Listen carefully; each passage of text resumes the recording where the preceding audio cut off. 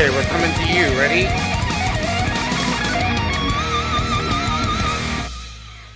Now. Hola, InnerTubes, YouTubes, what's up? It is Wednesday, February 23rd. We were so close to doing a show on 2/22/2022 on a Tuesday in 2022 at 2:22. We were super close. Do you hear us? We're playing somewhere.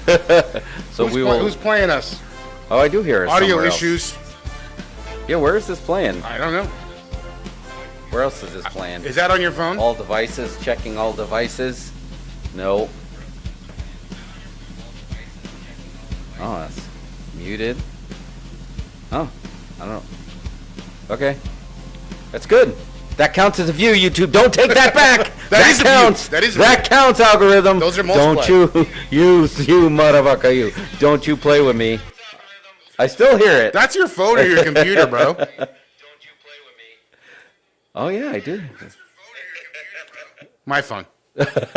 Solved it. Oh, yeah. I hear right. me in the... Damn. Again, blew the intro with the new graphics and music and everything. Yeah, everything was looking sweet. But that still counts. You're not taking that back from us. I better not see our count. Because we have that happen a lot. Full disclosure, we can talk here. We'll have something and all of a sudden we're doing like banger numbers and all of a sudden YouTube's like, we're going to need 100 of those back. And you're like, wait, what? Like, how's that happening? I don't understand that. It pulls away your views in the middle of the night. Yeah, and it does. It literally does it like a thief in the night. It takes our numbers. Why? Like, what did we do wrong? Or I think we're doing everything right. So you see, we got a sweet intro. We got sweet music. I don't understand what the problem is. But you know what they can do to help with the algorithm? Yeah, suck it. No, what can they do? Like and subscribe. Oh, yes. You can like and subscribe. Yes, that will help. This up. That does help the algorithm, right? When you like, subscribe, share. Turn on that notification bell, ding, for some or all notifications. But for us, for pretty much, you're going to get it live every Wednesday, and then we'll drop some segments. Thursdays, Fridays, right? I think we're due for some memes. I think we had a meme. We were going to do a Valentine meme. And then we didn't do it. I think we're due for a meme. We haven't had a meme in a while. Yeah. Although, what is it? Godzilla vs. Kong is still doing really good. It's still doing banger numbers. And like that's our biggest video by a long shot. Yeah, it's still doing banger numbers and still coming up there. And we're getting people replying from other countries now, which is great in their native tongue. So I just have to. What was the one you said they had? It was muy épico. Muy épico. I mean, that's good. That's positive. Yeah, I know that is a positive thing. JJ would help us translate that. Muy épico. It's got to be a good thing, right? So, but anyway, we got some good stuff on deck today. We had a busy news week in our world. What's in the news? I don't have a news theme. Well, we had Elimination Chamber, which is the world's most expensive party that basically the Saudi prince throws for himself. You know, here in the U.S., a lot of people will like get, maybe ponies, maybe clowns for their parties, but the prince gets the WWE superstars. And for some reason, Goldberg's on the top of the list. So we had Elimination Chamber. There's like some Saudi prince version of Francis Buxton over there. Yeah. And his dad just gets him the whole WWE for his birthday. I want the Goldberg. No, the Goldberg's retired. Make him unretired. Someone's a big fan of Goldberg. Yeah, over there. Someone's a huge fan of Goldberg. He can't say no to that Saudi money. So we'll talk about that. The Peacemaker finale was fantastic. We're going to talk a little bit about that. We have the Cult Classic Convention coming up this weekend here in Bastrop, Texas. So we're going to talk about that because that's going to segue into our Texas Chainsaw Massacre 2022 version that dropped on Netflix from our friend here in Austin, David Blue Garcia. So we're going to talk about that too. And we got some beer. And we're going to need a beer because we're going to start with the Lucha Talk. So, Elimination Chamber. I didn't watch it. I didn't see it. When was it even on? It was on Saturday afternoon. I did not watch it either. What time did it air? What time of the day? Noon. Yeah, it was, I guess noon is prime time. Saudi time is noon here. Okay. So, what did you think? Or did you watch it? I don't watch the Saudi show. I don't know why somewhere along the way there was a boycott to boycott the Saudi show, and I think it was around the time when they thought the wrestlers got taken hostage on the tarmac. I remember that story. Yeah. And there was just something about that, and I think on Solidarity I didn't watch, and then I just never went back and watched, which is a shame because Elimination Chamber is one of my favorite pay-per-views. So I don't know why the Saudis got it, but I followed along on Twitter, so I saw a lot of clips. I got the gist of it, but I got a bit. Dang it, I don't want to come off again. We talked about this last week. We are pro wrestling fans, but I got a big bone to pick, and I want you to help me out. I want you to walk me through this. Are you about to cut a promo on We might be cutting a promo, and I hate to do it, but we have to do it because it's WrestleMania season. So I want somebody to help me follow this logic. And this is coming from somebody, obviously, I was in the business, but I've been a huge fan, and WWF was my legacy. That's the wrestling I grew up on, and I want it to be I want it to be magic. But help me follow this logic. Or we talked about the Royal Rumble, right? Yeah. We talked about Brock Lesnar versus Bobby Lashley. It was a match that I was actually excited for. I was like, okay, Bellator versus UFC, it writes itself. This is perfect. I'm surprised they're not doing it. It's WrestleMania level to me, but that's fine. Royal Rumble, big enough.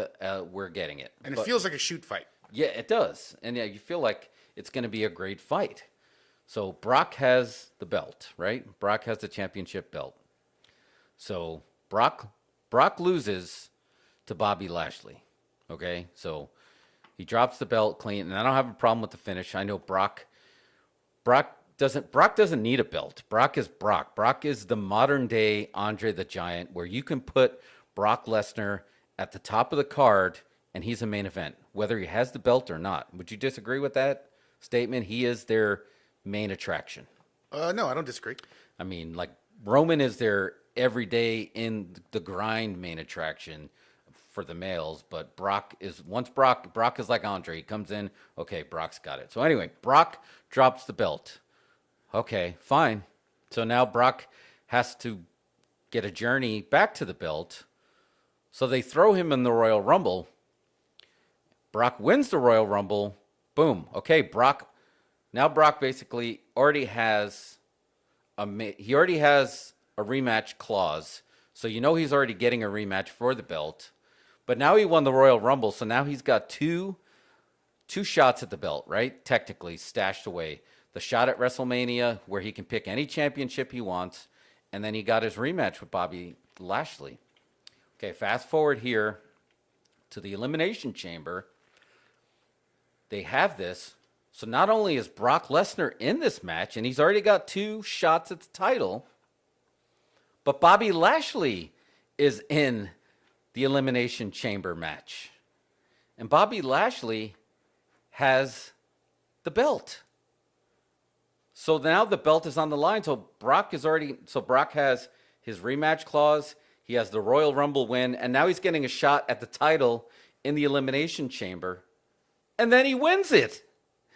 And now, granted, I think there might have been a swerve because Bobby Lashley got hurt. It looks like he didn't even get in the match. Like they did a spot where Seth Rollins did a buckle bomb to Austin Theory through the glass. Bobby, they said he hit his head. They carried him out. So Brock won the title. So now Brock got the title back that he lost. So now there really is no need for a Royal Rumble win to guarantee your spot. The other way to get to a title match is the Elimination Chamber, and Brock Lesnar won that one too. And now he's going after Roman Reigns, who has the belt. Fine. But tell me this. If your whole goal the whole time was just to have us, and I'm going to look this up when you're giving your take, if Brock versus Invisible Brock for the title is really all they got left. Because if your whole goal the whole time was Brock versus Roman for the belt, winner take all, why did Brock even drop the belt to Bobby Lashley to begin with? Why didn't he just keep the belt and you save that money match? Because I'm sorry, that's a money match that I want to see. And I'm going to type it in. Well, give me your thoughts while I look up this other fun fact I'm going to look up. What are your thoughts on that? I mean, on top of that, I would say, why give them anything? Why Brock or Bobby Lashley or those guys at the top of the card? They can just go. They can just crash, cut a promo, and get a title shot, and make a match that way. Why put them through all these things? Yeah. And then everybody else on the roster is doing what? Where's everybody else at? Well, that's the thing. That's it. These matches, these other matches are used to elevate people, to get people over. And Brock Lesnar got it. And make no mistake about it. Brock Lesnar is...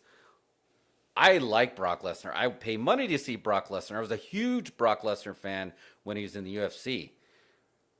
Brock Lesnar is clearly already over. I mean, no, a lot of people didn't agree with it at the time when he went over on The Undertaker, but that made him the guy. The heir apparent. Yeah, that was, he got the rub. He took the undefeated streak. A lot of people thought maybe he shouldn't have, but whether he should have or shouldn't have, it was irrelevant.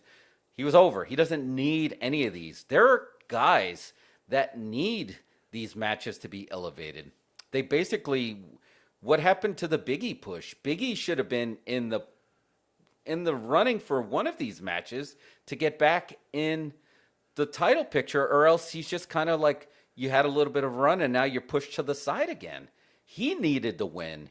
There's a lot more people who needed this win that didn't get it just to get the match that you were going to get anyway. And I found my fact, and I'm going to ask you, how many times has Brock Lesnar and Roman Reigns fought against each other? Do you know? 3? Higher. 5? Higher. Higher than 5? 8. Lower. Oh, okay. I thought we were going to do the Rodney Dangerfield. 4? No, Brock Lesnar and Roman Reigns have had 7 matches in total against each other, including 4 singles matches, 2 triple threats, and 1 fatal 4-way match. Now, I know for a fact it was WrestleMania. Which WrestleMania did we go to? We went to 32? Yeah, it was 32. Yeah, I believe so. Their first time, Roman versus Brock, was WrestleMania 31. And I think this is where are we at? 38? I have no idea. What number is it? Well, Vince got rid of the numbers, right? Because he's made it sound like, he said he didn't like it makes old. WrestleMania sound old. No, you know what makes it sound old? Your stupid ideas make it seem old. Not the number of that. I mean, the Super Bowl, no one, it's legacy, man. It's not, this doesn't have anything to do with young. If you book it right, how many times it actually goes to show how important you are that you've been around this long doing cutting edge stuff. But yeah, Mike, I got it. It's 7. So again, I just wish if they were going to go to do that anyway, and look, I'm all for it. I want to see Brock versus Roman. They say it's a winner's take all. For the love of God, get rid of the Universal title. Get rid of it. Merge right here. This is a unification match and no more. You have one world title. That guy can go to any card. Because guess what? Brock Lesnar's doing that anyway. And who's going to argue with that? Look, get rid of the Universal title. Yeah, you're not fighting the whole universe. There's no folks from other planets involved in the competition. Just make it the WWE title. Yeah, and they did that before. And ironically, the very first brand split, when they did this before, Brock Lesnar was the champion, and Paul Heyman's like, he's the champion. He can go to any show. Cool, do that. Now you can have the debate. What other title should we do that with? Well, for sure they should have one of the women's titles should be going. And probably the women's tag belt should be, I can float to any show that I want. And make it feel like the old days, the territory days, where you can show up at any show that you want. That's totally fine. Make the Intercontinental belt and the U.S. belt is the Raw and SmackDown TV shows. Those stay within a brand. And you probably can argue, you could make an argument they have enough guys that you might be able to have a tag, but I don't like that. I think that gives you a lot of tag team belts where if you had 3, but I don't know. That's debatable, but the minimum, the world champ and the tag champs should be able to float, and then you have these main belts, and then the women should have that equal amount. But my point being, to me, the the main event of this WrestleMania coming off of the Elimination Chamber that I want to see is Ronda Rousey versus Charlotte Flair. And hear me out. I think that Charlotte Flair gets a lot of heat, but she's getting the right heat. And I'm old enough to remember that Ric Flair was getting the same type of heat when he was younger. And I had this discussion with Mike the other day, but the difference is, in a weird way, Ric Flair kind of knew it and he was flaunting it, and he was just like, he lived the gimmick, where Charlotte is living in this new reality that has social media, and we're kind of having to see her develop, and then you can't tell when the heat is real versus when it's not work. Where back then there was no need to suspend your belief. It was Ric Flair was just Ric Flair, and he was getting the right heat. And I remember it's like, oh my God, I need to see somebody beat Ric Flair. Luger needs to do it. Sting needs to do it. And every time, and then you pay that money because you want to see it happen. So I feel like Charlotte's close to getting that, but I don't know. I don't want to divert. We'll get back to that, but do you agree? Should we just make this a winner-take-all, Brock versus Roman, and then one belt is gone? Universal belt Absolutely, is gone. yeah. Get rid of one of the belts. I can't really even keep track of which belt is more valuable. I don't know. And you know what? I just don't like. I'm not super into having multicolored belts. Just have one gold belt. Yeah. Can we just stick with that? And I like the white Intercontinental. That's fine. Oh, you like the class? That was the. I think that was Warrior time, right? When it finally went white. I would like a bigger belt. And look, and I'm fine with the logo, and I do appreciate when they take that belt, and whoever wins a championship in any sport, they kind of get it out there, and it kind of represents that. Like, if you win the World Series or if you win the Super Bowl, you're getting a WWE belt. But yeah, the Universal belt is way lower. I mean, because it's what, less than 7 years old? I mean, that doesn't have any kind of history. And I know somebody in marketing came up with the WWE Universe, but no, I want the belt that you can trace back to Bruno. Again, and you're not wrestling like the Monstars or something like that. Yeah, you can't say you're champion of the universe. Yeah, you can't say that. And it could be argued that they even did a unification, and again, if we want to get super wrestling nerdy right now, right? Remember when Ric Flair made that jump in 1991 and he brought the big gold with him? It could be argued that belt stuck around for a while, that when that unification happened, you kind of absorbed the history of WCW when it was NWA, so you absorb that history too. So keep the history of that belt and just have that one belt and make it mean something. You don't need, it's like, keep your 24/7 belt. That's fine. Have them run between each show. I don't care about those, but build your Intercontinental belt back up. Make those your TV shows. But anyway, that's going to be, well, we got 2 nights of WrestleMania. So one night is going to be Brock versus Roman, and then one night is, I'm guessing, going to be Charlotte versus Ronda Rousey, which is totally fine. I'm okay with the Ronda Rousey. Do you remember the Ronda Rousey Charlotte Flair match from Survivor Series a couple of years back? Refresh me. It was just crazy because, like, Charlotte Flair just like kind of went into crazy mode, and it was like a super stiff, and it kind of looked sloppy because it kind of looked like a shoot, but it was a really, really good match. So I'm looking forward to this because Charlotte has enough heat and Ronda has enough legitimacy that's going to be a really, really good match. A really good match. Yeah, no, I'm looking forward to that. I think that'll be a great main event. Yeah. The main events, I think both will be great. The problem is the rest of the card, there's no stakes for anything. Yeah. I don't. I'm sure all the belts will be defended, but I don't know what's going on really. How far are we away from WrestleMania? So it's gonna be. I think it's we're 4. I don't even actually know the date this year. We're pretty close, like a few weeks, right? Yeah. No. It's well. No. It could be. I think it's in a month because it's usually the end of March, early April. So we got a month away. I don't know if they're gonna squeeze that Fast Lane pay-per-view in there. They might. I don't know if they're gonna squeeze one more Super Show in there, but yeah, we're super close. But no, but I know where you're getting to, and the days of building that up is all gone. Like, you're not going to get those long build-ups.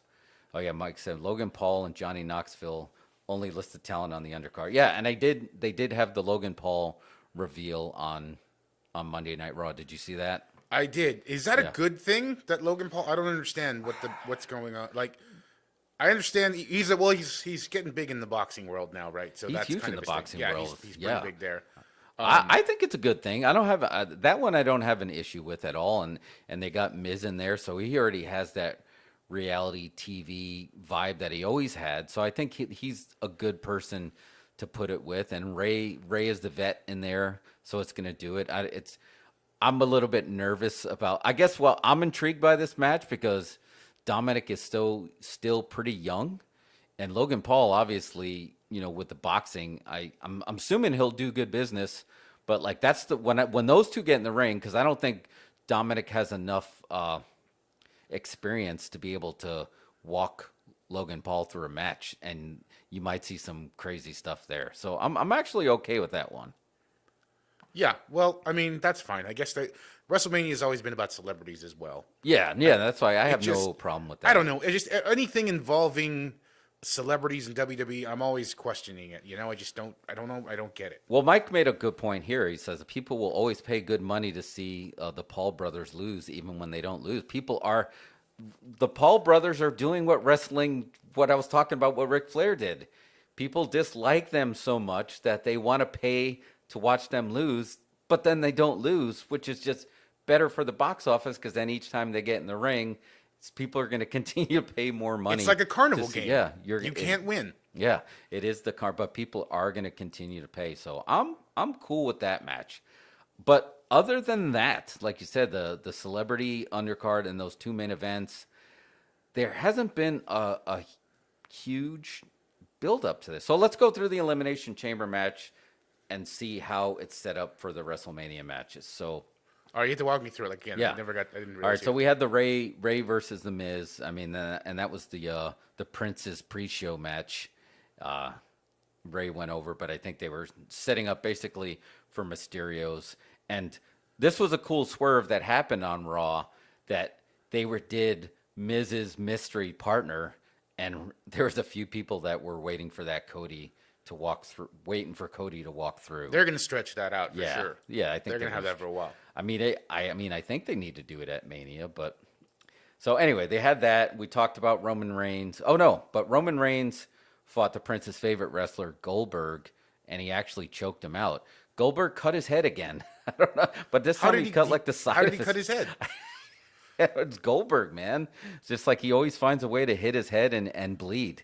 I don't know if the Prince is like, I want Goldberg, but I want him to be bloody, because he always finds a way to bleed. I think it's just he's just clumsy. Yeah, this was his last match on his contract. So, and again, I'm okay with Goldberg coming back. I just think they need to start protecting him more. This has to be his last.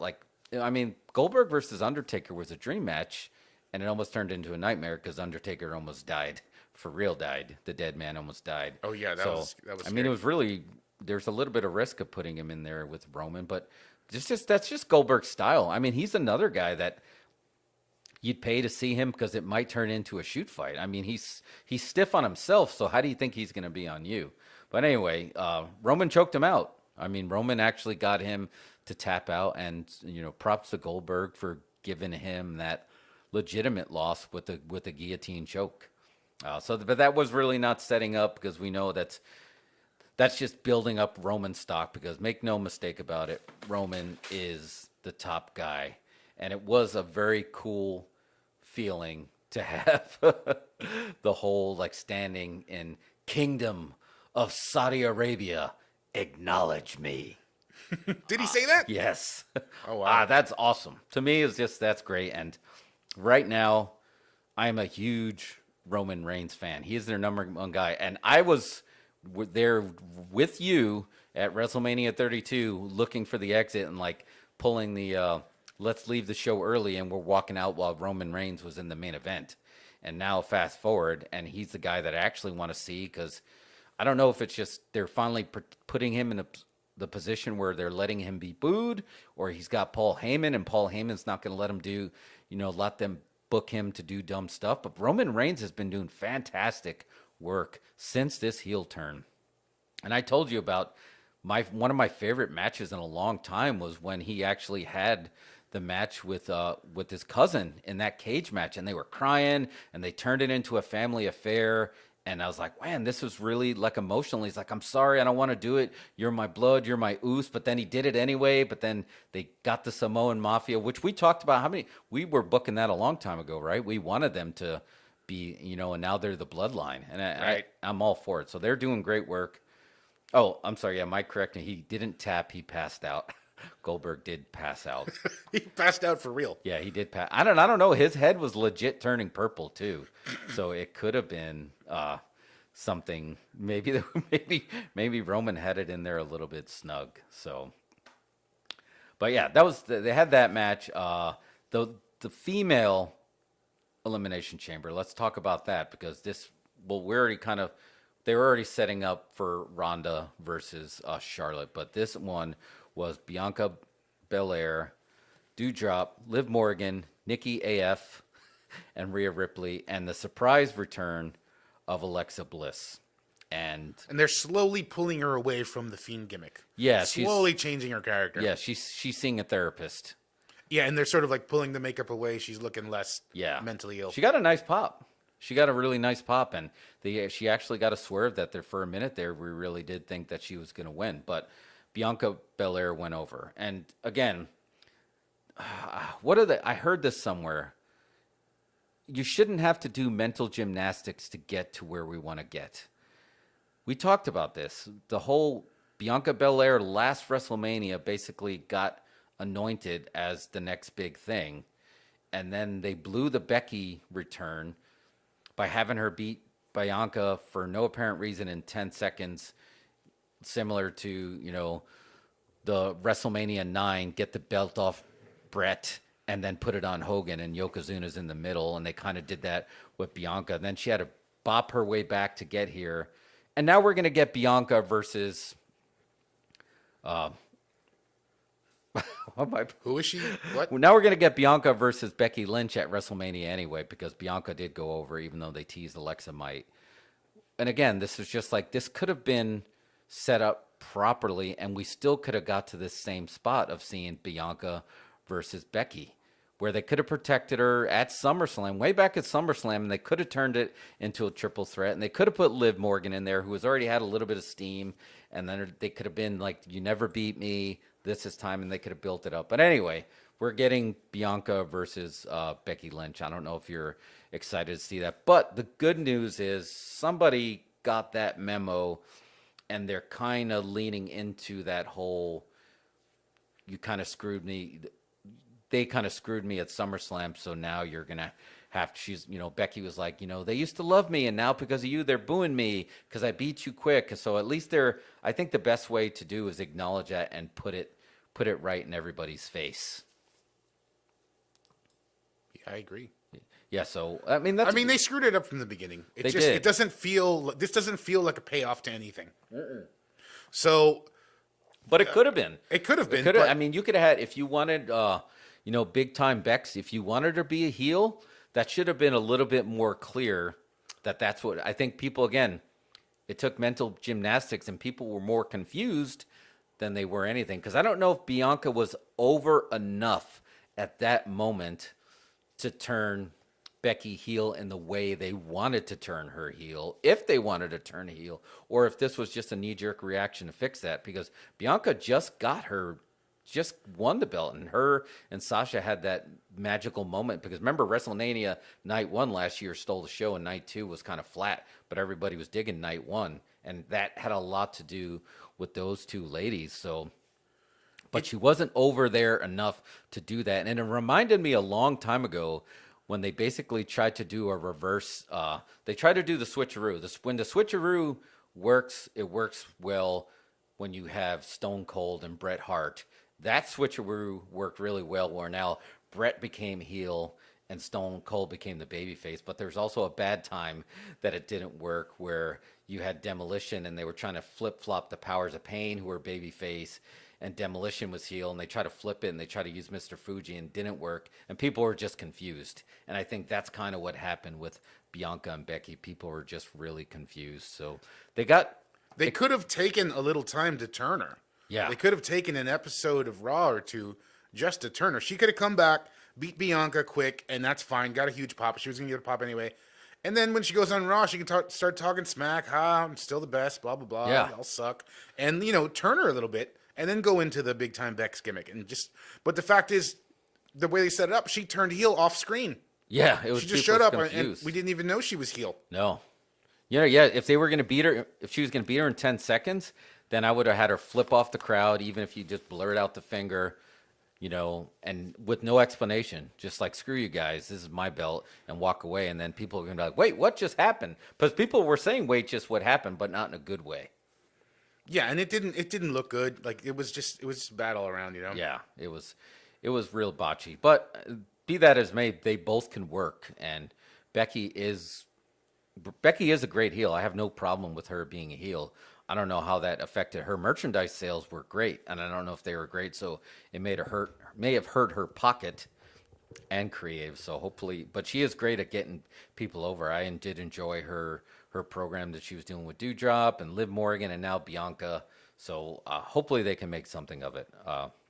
Next match, we had the Naomi and Ronda Rousey went over on Charlotte Flair and Sonya Deville. And I do got to bring this up. I think I only brought this up to Mike. Since this was in the Kingdom of Saudi Arabia, they made sure all the females, they weren't allowed to show any skin. So the guys were actually showing more skin than the females in there, which is just, I guess, a culture thing. But what was really cool is props to the seamstress and the wardrobe department for WWE, because everybody looked like, all the females looked great. Like, they all literally looked like superheroes, and they made all of their costumes and all their gear actually look really good, really fitting to who they were, right? So you had Sonya Deville and Rhea Ripley, who you think dominatrix, and they were in the black, but then you had Charlotte in all the red, and she almost looked a little bit like Homelander. And then Ronda Rousey actually came out in her judo gi when she actually was legitimately doing her judo tournament. She came out in her gi. Everybody looked great, but it was a little bit weird that it was just like, I guess for just casual viewers, they might have been like, why are the girls all dressed like this? I thought they looked dope. I like that as great. an option. Like, I mean, this is just a sidebar, but did you see Jade Cargill's outfit in that dollar sign suit? That was yeah. There's great. Something to that. I like those outfits. They work really well. Really good. It was just like, it was something like, I don't know, like a Batman supervillain, where it's just like she had the. It was like the Jim Carrey suit from Batman Forever. Yeah, I know exactly what you're talking about, and I guess we want to. Again, it was just a cultural thing, so I thought it was just like, okay, whatever you want to see, you're okay with guys, but not the girls. But again, props to the wardrobe department, because they ran with it, and now it's just like, I hope they got tons of photo ops, because everybody looked great. But anyway, so we had Naomi and Ronda Rousey. This one was a little bit weird, because I guess Sonya Deville, who's kind of having a soft return. And again, I told you, I'm a huge fan of her. I wish she would get her as a heel is so good. And I'd like to see her, if she's coming back full time, I hope they do eventually get her in the title picture. But she was out there in a sling, so they made Ronda Rousey wrestle with one hand tied behind her back. Okay, it's fine. Yeah, I don't know. So maybe it's a little unnecessary. That was probably Francis Buxton's request. That's what he wanted to see. He booked that one. Yeah, So Naomi and Ronda Rousey, they went over, and you had to have that go over, and you're basically setting up for Charlotte and Ronda for the main event, and Naomi still has some heat with Sonya, so I guess they're keeping that angle going. But I hope whatever Sonya was going through, whether it was a physical injury or just emotional stress or just a break, I hope she's back, because I hope she's back in the game, because she was on UFC as well, right? Yeah. So I mean, that's her gimmick, right? Didn't she usually come out in the UFC gear? Yeah. So I mean, I'd love to see that come back, because she's definitely one of my favorites. So, and Naomi's always good. For some reason, Naomi always gets screwed, but man, she always performs, man. And her gear looked fantastic too. Has she ever had a run with the belt? She did, yeah. She remember she put the and then she talked about it. I think it was on Total Divas. Was it a pretty short one? It was yeah, it was shorter than it needed to be. It was definitely one of those runs that they just once she got. It was definitely one of what she got that once she got her shot, they didn't you do anything to elevate it beyond that. You know, but she had it looked cool, right? Because she put the glow sticks around the belt, so the belt glowed in the dark. Yeah, I dug the glow gimmick. That's great. So she's awesome. She's always been awesome. She's really good. Again, just another one of WWE's underutilized talents. Yeah, here's my pitch. You know, they were going to do it. I thought they were going to do it with Nia, but Nia's gone. Naomi's married to Oos. Have her join the bloodline. Have her turn heel. Let's give her a heel run. I mean, don't get me wrong, I like the glow gear, but have her as part of the bloodline too, right? She's blood by marriage.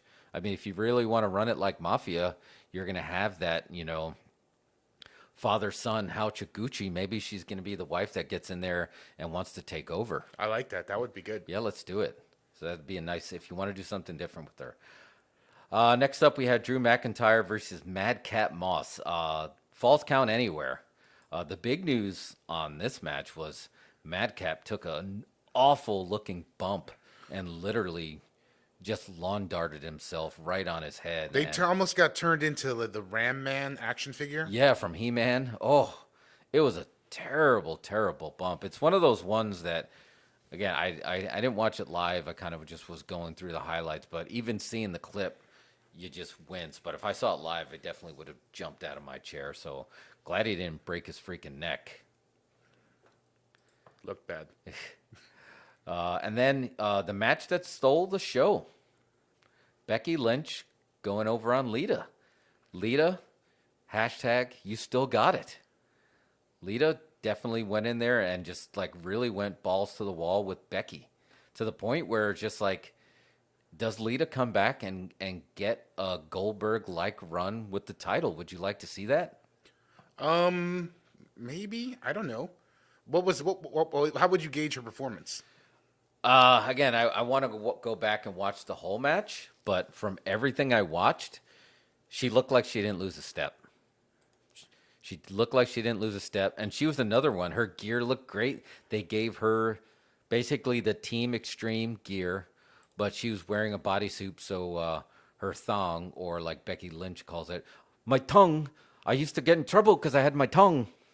But her thong didn't. Remember, she had that thong gimmick. Mm-hmm. They couldn't do that, but they made it look like it was kind of a fake thong that came out. So, but she had the Team Extreme gear. So, and she did the Twist of Fate, and she still did the Hardy type pops. But from everything I've seen, I'm all for it. Let's give her another run, even if it's a small run. Give her a run, and have her pass the baton to whoever. I would like to see her. You know, if I know they're not going to take the belt off. I mean, if they would take the belt off Becky or someone, I'd like to see Lita give that rub to Liv Morgan and kind of like help give her the rub to get her to that next level so we can get, you know, the higher up Liv Morgan. I would like to see that. That would be good. Yeah, that would be good. So hopefully she gets a run. Because you can't pass the torch to anybody who's already at the top over there, you know? No, there's no reason. Like, yeah, it was great to have that match with Becky, and I'd like to see her, like, again, do it with the belt and just get that, you know, Terry Funk and ECW type run in her. But I would really like to see her do that. Because, look, we got to go back to what Jim Ross says, right? Personal issues, pal. They can't all be over belts. Some of them are going to have to be over personal issues. And maybe she takes exception with Liv Morgan and that helps her get that rub. Yeah. And you know what else? It'll sell tickets. It will sell tickets. And then we had, the Usos against the Viking Raiders. It ended in a no contest. I don't really think this did anything to push or elevate any kind of WrestleMania angles. But the big news was Brock Lesnar was in the Elimination Chamber, and similar to like he does when he's in the Royal Rumble, he basically ran the gauntlet, and once he was in there, he got everybody out of there. It was AJ Styles, Austin Theory, Riddle, and Seth freaking Rollins. I don't know about you, but anytime Brock is in the same ring with Riddle, my eyes just instantly go to those two because of the Riddle's comments before he got there that he'd like to retire Brock Lesnar. And Brock Lesnar said something along the lines, "I'll never even get in the ring with you." So it made it feel like real heat. So then, like, instantly, that's all I do is look to see how they are when they work each other. But they try to get Austin Theory over in this match. For he's Vince's experiment. But basically, Brock was running through the chamber things because he didn't want to wait for anybody to do it. So he just busted them all down. They made That's cool. Brock seem to be the beast, which is fine because he is. I mean, you ain't going to say no. I mean, he's Cowboy Brock Lesnar, or whether he's the beast incarnate or the cowboy, he's Andre the Giant, and you can't take your eyes off him. He doesn't need anything. He just needs to go out there. Kind of makes their whole gimmick match look weak, though.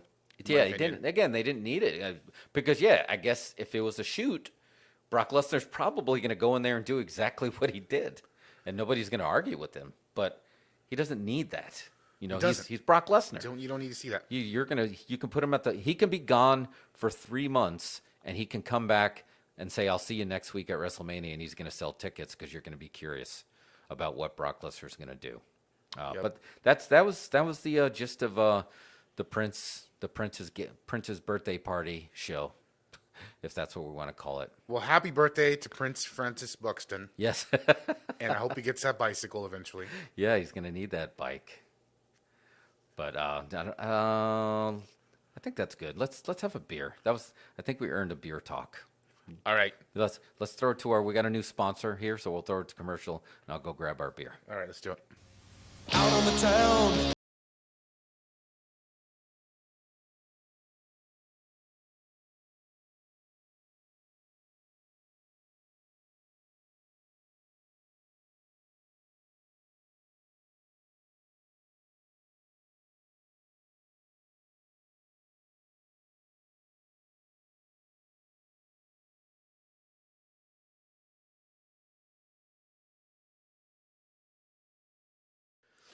All right, we're back. Thank you to our sponsor, Stroh's. Stroh's is spoken here, not the other word that I thought it was. Because although we could do it, right? Because it's YouTube. We can get. Well, we should probably contact them and make sure they're cool with them being our sponsor, because we just kind of decided that. Oh, wait, we have to ask? Yeah, I don't think you can just say someone is your sponsor. I'm not sure. I don't know. I don't know. Yeah, I don't know the rules. Yeah, okay. Yeah, we'll give them a call, or just call us here. I'll text them my number. All right, so it is Wednesday, and you know what that means. It's time for a Weird Beer Wednesday.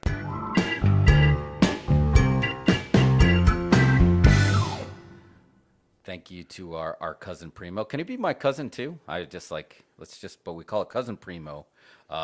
This week, he got us a Jim Dandy, man. He got us a This may be a dangerous one. This one is like a weapon. I mean, look at the size of this thing. Look at this.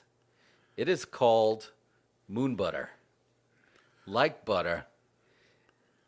We took butter from the moon and just kidding. Moon Butter is an imperial sweet stout with chocolate and peanut butter. Treat yourself. I like it. Put it down in the close shot. Oh, I thought it was. Sorry. Where's the close-up now?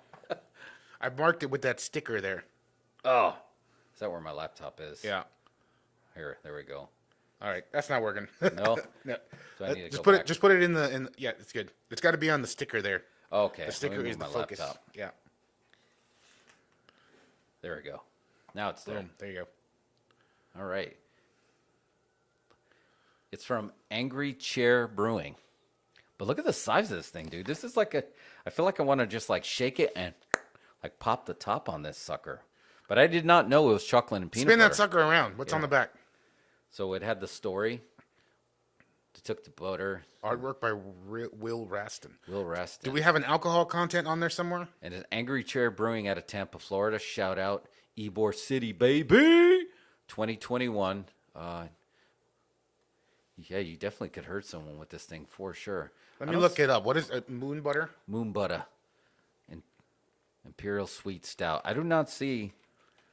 This is good because I don't need my Lucha glasses because I can just look on the screen. Boom. Because you got it focused so well. So props to your focus. I can read that way better. Art by Will Raston. Brewed and bottled by Angry Chair Brewing, Tampa, Florida. And there's our ingredients there. 10%. 10%. 10% for the win. That is the big daddy of brews for us here, right? That's probably one of our highest Yeah, so it's far. got to be our highest. All right, so let's pop this sucker open. You did hand me a bottle opener. So This is only our second bottle of that we've ever had on the show. Oh yeah, we have. All right, let's go. You ready? Yep. How's the aromatics there? Does it smell like peanut butter? Holy shit, dude, this smells good. All right, let me move my mouse because we're gonna do a pour live on that sticker, and I'm gonna move my laptop. I'm gonna put Senor Pancho to the side.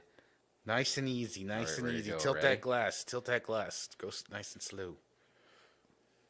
There we go. Low and slow. That is the tempo.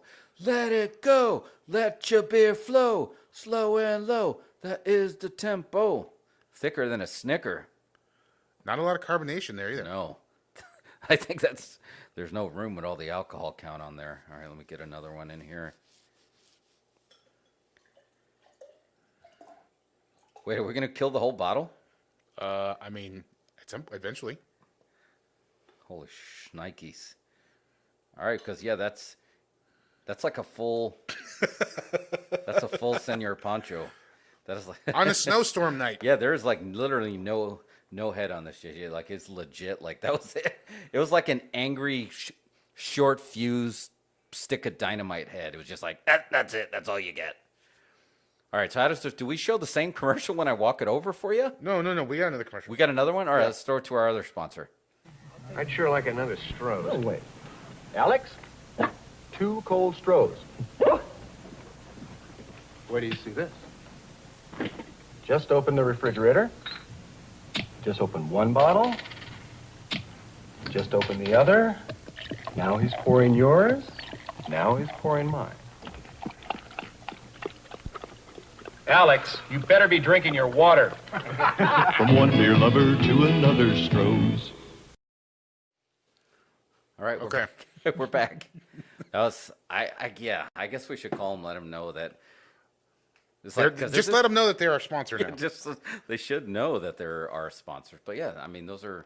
If anybody out there's ever had a Strode, we'd love Yeah. to have you on for a review. Just so you know, the log line is Stroh's is spoken here. All right, but yeah, let's do it. So, you ready for a cheers, toast, cheers? Wait, let me smell this. Yeah, take a whiff. You can definitely smell the peanut butter in it. Yeah, it's chocolate and peanut butter, man. It's both. All right, you ready? Yeah, cheers, salud, salud, JJ. Here Salud. we go. That's delicious. Wow, That is a tasty, sweet dessert beer. that's way sweeter than I thought. It's like a melted peanut butter cup. Yeah, I wonder if they're gonna get Reese's to brand this. Oh wow. Really, I mean, good. it's very drinkable. You know, it's super thick. But yeah, look at the We're head. The head's already gone, dude. There's no head there. I don't know what that means though. Like, what is that? Does that mean it's like more dangerous? It's like low carbonation. There's not a lot of bubbles in it. So how does this hit your hop palate? You're not a hop guy. No, but it's not. I think there's so much going on there that the hops can be very offensive if you do them wrong in beer, and that is actually has the proper amount of hops. It has good hops balance. Because I think sours by design force those hops out. But for this being the stout the way it is, and it's sweet, it's not letting the hops get in there and basically wring out your tongue. So props. So thank you, Primo. Yeah, that's a good one. Don't chug this one. This is not a chugger. No, this is not a chugger. And I want to do right by our sponsors. All right, so while we're... Wait, shout out to Primo's Beers. Yes.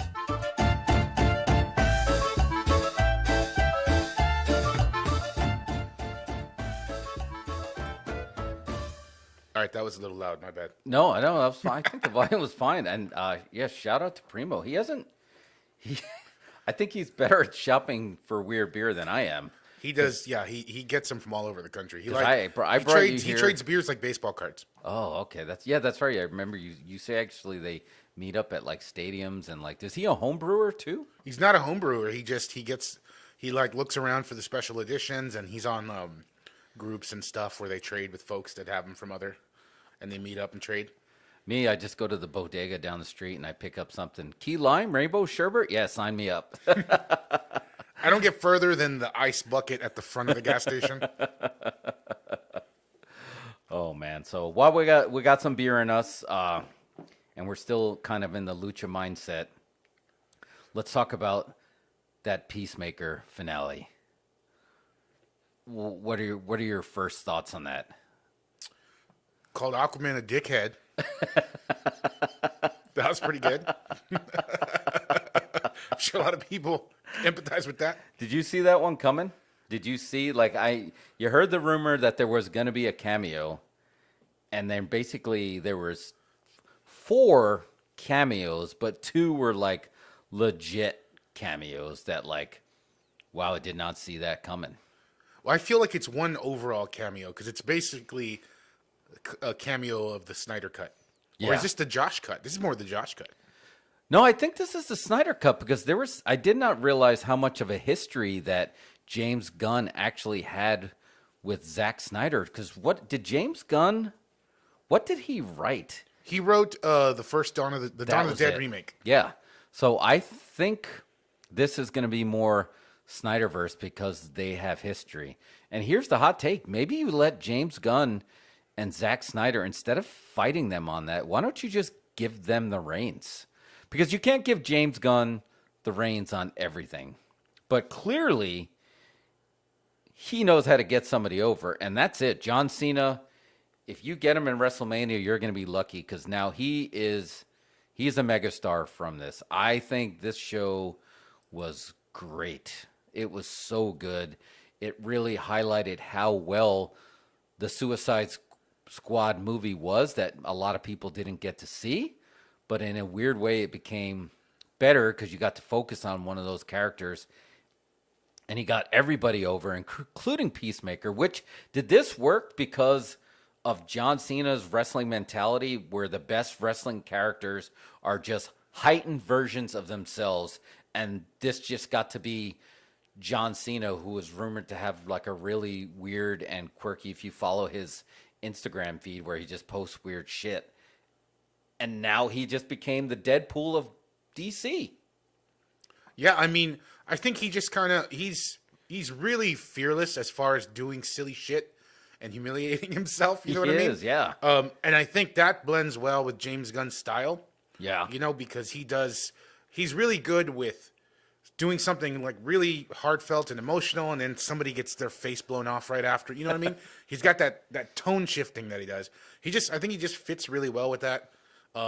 He's an over the top kind of character. I think they're kind of because that's what I don't think Cena gets over in movies as a serious babyface. No. You know, he's got to be a comedy babyface. He's got a comedy face. I said this before.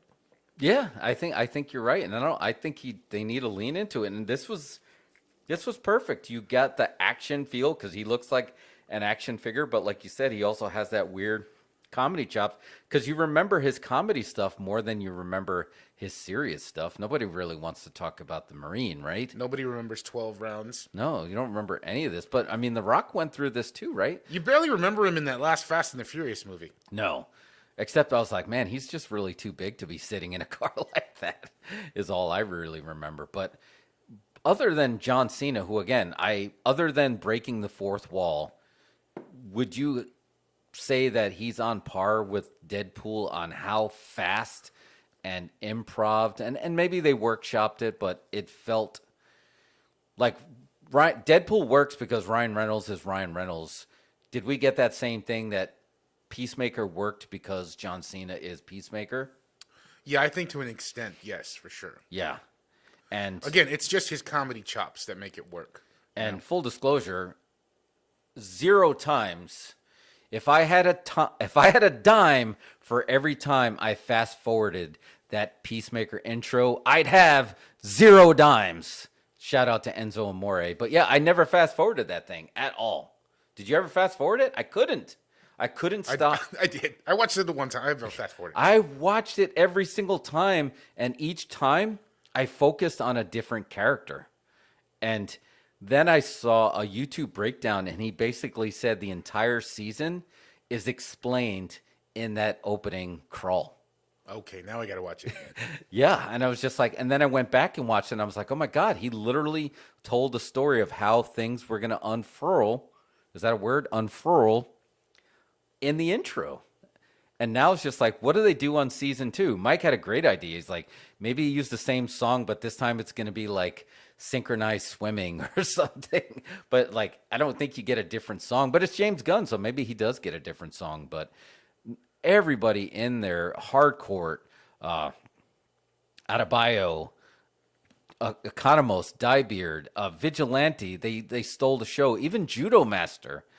I mean, everybody on there, he pulled a Paul Heyman that he had no throwaway characters. All his characters were in there, and for whether it's for a little bit or a lot, they got the entire show over.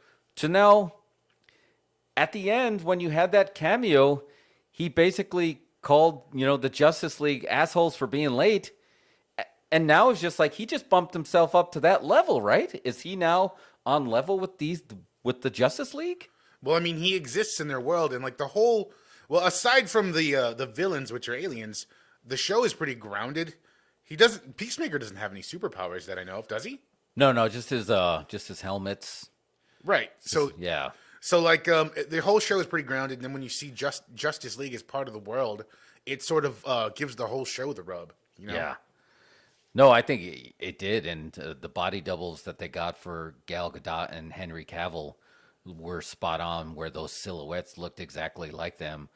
But props to Ezra Miller and Aquaman for going along with the joke, basically, and dropping an F-bomb that really was just like, okay, yeah, they were in on it. Felt like they were in on the joke, right?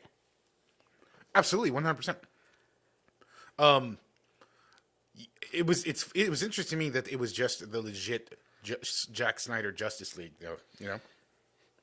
Yeah, no, that it was. I mean, and I don't know. I always felt like Jason Momoa, like Ezra, like I feel like all those characters. I don't really think much about the Justice League, to be quite honest. I feel like the Justice League by default were basically what do they call it, retconned? Yeah, I feel like Snyder could kind of wiped it out from history because I can't imagine anyone wanting to see Justice League and deciding to watch the Justice Cut. Yeah, would they do that now? It's just like, other than like if TNT or someone, I'm sorry, I think TNT's got to deal with Marvel right now. They're just showing Marvel stuff. But if you went back and say you need to watch the Justice League, you're going to watch the Zack Snyder version. You're not going to tell anyone to watch the Joss Whedon version. And I think there was a reason why Cyborg and Batman weren't in there that I was listening on another YouTube video. I think the Batman was not in there because obviously the Batman is coming out next week, so they didn't want any kind of confusion with that version of Batman. And then the whole thing with the Flash, they're going to be doing stuff with the different versions of Batman, so I don't think but I couldn't remember why they said that Cyborg wasn't in there. I would have liked to have him in there. Well, I mean, Cyborg has major heat with Warner Brothers, the guy who plays Cyborg. Yeah. And so I don't think they're going to even allude to that character. I mean, they're going to erase that. Yeah, and that sucks. For legal reasons. And yeah, and I guess they basically don't want the battle. But I really think I would have liked to see it in there as a goodwill gesture because he's still a fan favorite, and he did a great job in there, so it would have been cool as a fan favorite gesture, but illegally the lawyers don't really care about fan favorite gestures. He won't be back. It's like the equivalent of complaining to HR at your job, and all of a sudden, everything is locked down. Nope, no interactions. Yeah, you're part of the layoff. So, but the good news is they've already signed on for a Peacemaker season 2, and here's my only concern is, yeah, you want to see Peacemaker season 2. But there was also rumors of a second Suicide Squad spinoff show, and now it's just like you can only spread James Gunn so thin. Because I would have loved to see a Polka Dot Man prequel. Yeah, well, I mean, I think they're really into James Gunn stuff, and I thought Suicide Squad was great. Yeah. And I was bummed it didn't do well, but That was COVID's fault. it's gonna be. I think they trust him, and I think he's doing something interesting with their lower tier characters, and they're gonna give him some space to, develop some stuff. He doesn't have to direct everything. No, he doesn't. But I would have liked to see a James Gunn. Probably, if I had to lean to it, I think Polka Dot Man would be good because the actor who plays him, there's just something haunting and pulls you in that you want to see more.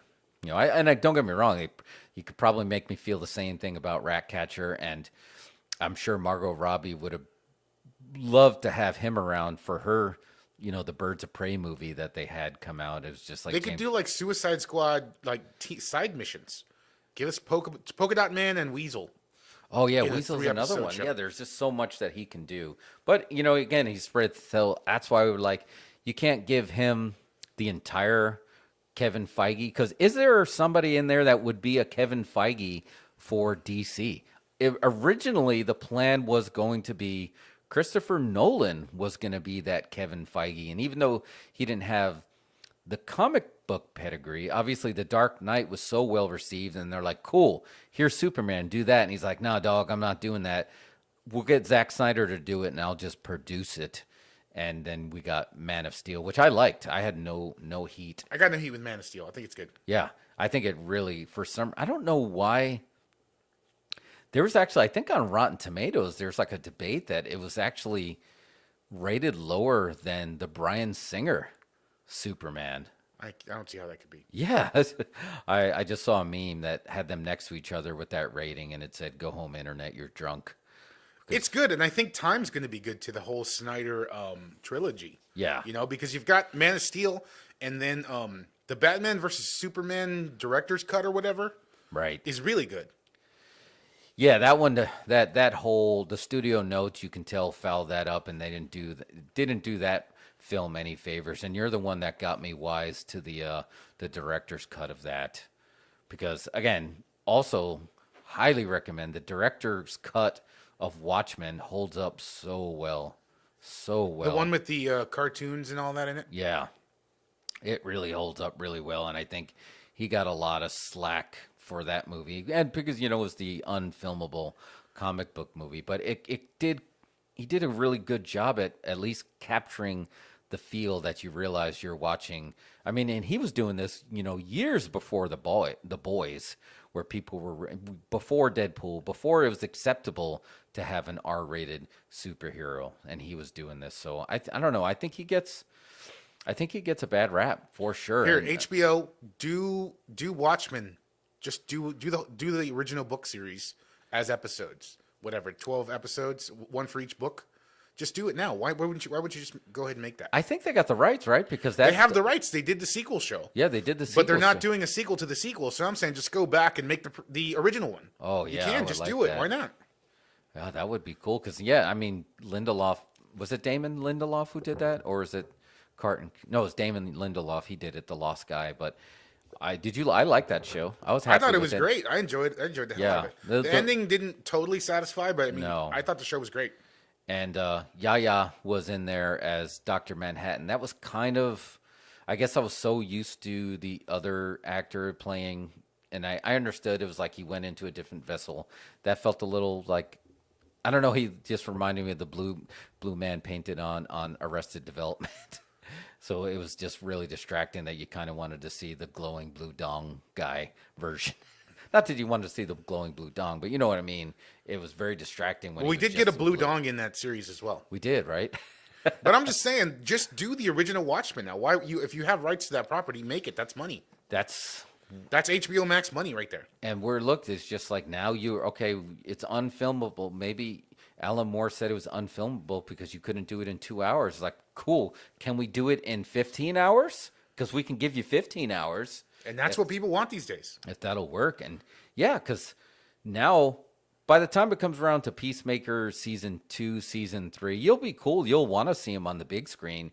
But there's, same as Marvel, right? They're establishing these streaming universes where these characters that are streaming are going to be just as big as the characters that you're going to see at the multiplex. I think that theory has yet to be tested. We think? haven't. Have we seen a successful leap from TV to the big screen yet? I don't think that's happened yet. No. I mean, well, definitely not with any of these properties yet. Like right? when X-Files went to the big screen, it wasn't that great. Oh no. Simpsons movie was great, but I mean, it was just a Simpsons episode, and they had all the best writers. Yeah, that was their all-star thing.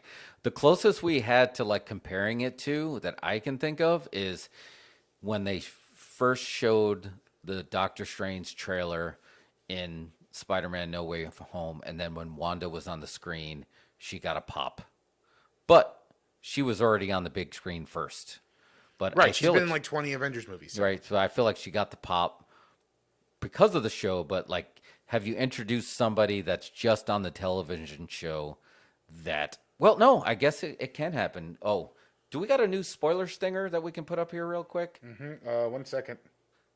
I'll freeze until the spoiler stinger's ready. Spoiler.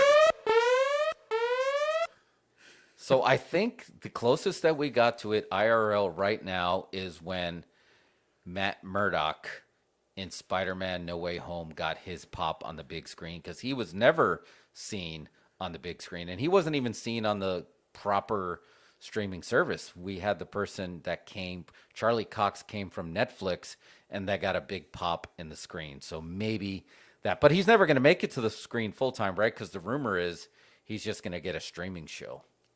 But he did get a pop. Right, but so I'm talking, like, think about in terms general TV across history.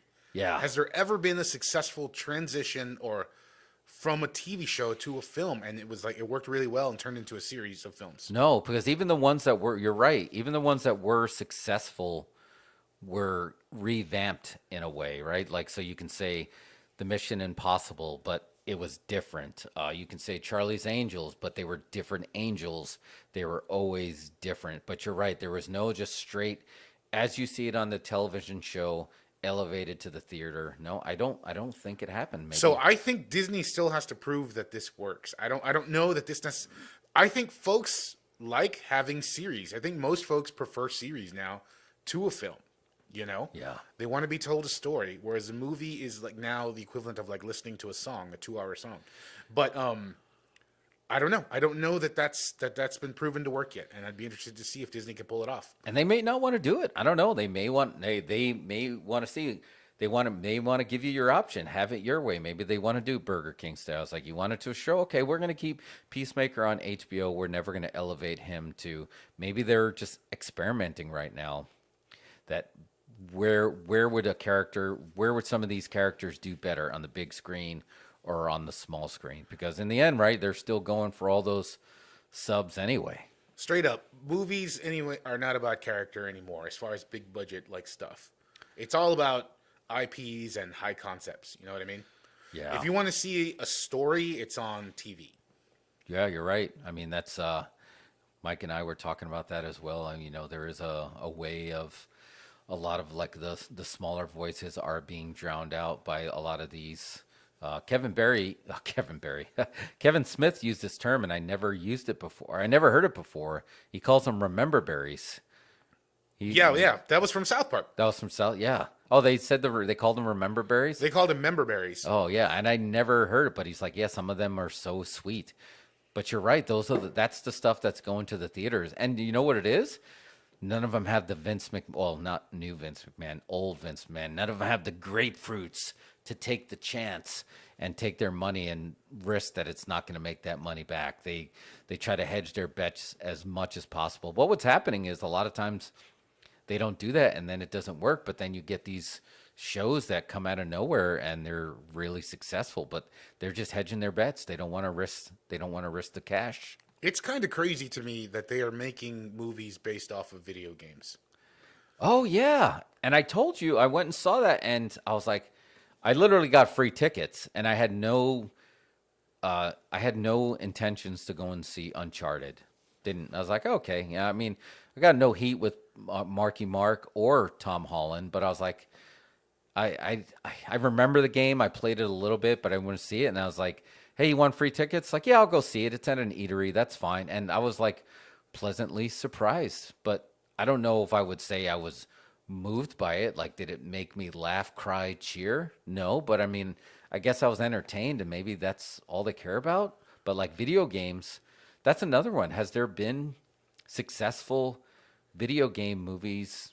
Resident Evil, maybe? I mean, they keep making them, so I'm sure there's someone turning a profit. But it's just strange to me that the idea of a movie based on a video game is strange because back when they made Super Mario Brothers the movie, that's crazy because Super Mario Brothers is a crazy game. Yeah. But like a movie, a game today is like cutscenes are already a movie. Yeah. So you're making a movie based on the cutscenes of the game. It's just strange, I don't know. Yeah. Well, It's a weird concept. It's like a looping reality. It is a really looping.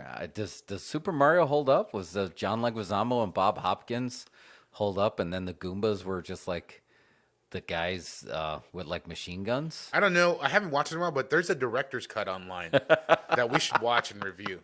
We should watch that. Added a bunch of stuff back, but that movie's bonkers. Yeah, that was totally bonkers. JJ said the original Mortal Kombat. I guess that was the closest, and I feel like everybody there's whoever wrote the original Mortal Kombat song is the John Williams of that franchise, because I think that song really helped keep that movie elevated. One of the best soundtracks of all time. Right? Yeah, the Mortal Kombat one is just like that really did help it elevate, but I guess there was the multimedia feel on there, but you're right. And as time goes on, these cutscenes are the movies. And I watched, I think it was Jedi Fallen Order. Oh, no, it was Injustice. I literally watched somebody take like 8 hours and take all the cutscenes and put it into a YouTube video, and I felt like I was watching a movie because I really did want to catch up on like where Injustice was going, and this is when we thought Zack Snyder was going to get his where Justice League was going. But Disney has, I believe, the Jedi's Fallen Order stuff is technically canon to the films. So is it going to get to the point, not only do you have to watch the shows, do you have to play the games to keep up? You have to at least watch the cutscenes on YouTube. Yeah, and I will do that. It's just like, now the question is, if you would have just mashed them up together, would you go see a bunch of cutscenes as a film in the theater? No, because I can watch it free at home. That's what I'm telling you. It's odd to me that this is becoming a thing now. Yeah. I don't know, movies. It's gonna be. And then you're going to see a movie star play somebody who you followed in a video, who was you. He's playing you in a way because Right. you're the main character when you play the actual video game. So, does that make you feel like Tom Holland? Did you feel like Tom Holland when you watched it? No, that one I did not know. No, but you're right. But in the game, you do feel like you are the character. That's really trippy, and that's gonna get even more so. Is that what The Matrix Revolutions was getting at? Is that movie going to turn out to be good later?